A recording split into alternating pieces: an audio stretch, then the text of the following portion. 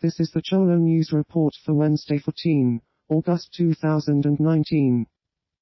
The United States Trade Representative announces a delay until December 15th on a significant number of products affected by 10 import tariffs announced on August 1st and set to be imposed in September.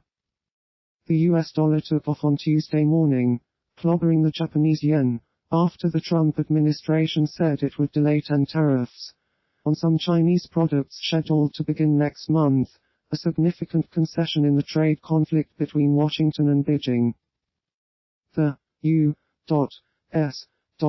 China trade war had begun to affect economic growth in the United States and raise fears that the conflict could lead to a recession.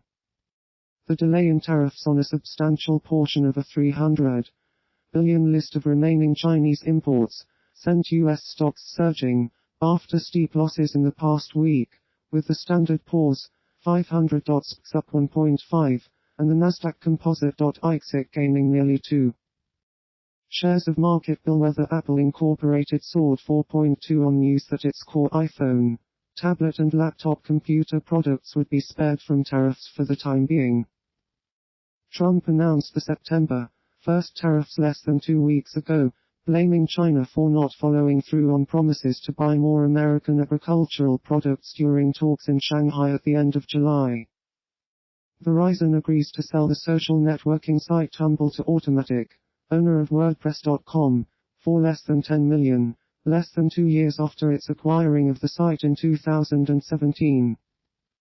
Verizon Communications Incorporated agreed to sell the blogging platform Tumble to Automattic Incorporated, the latest sign the wireless giant is dismantling its online empire.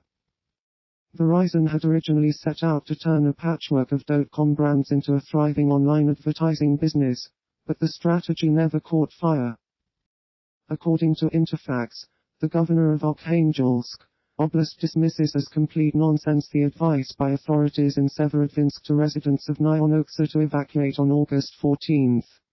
This follows the accidental explosion on Thursday of what is speculated to be a nuclear-powered missile.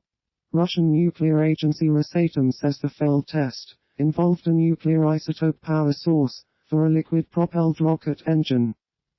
Russian authorities have told people in a village near the site of a deadly missile explosion involving a nuclear power test to leave the territory, after the accident triggered a spike in radiation.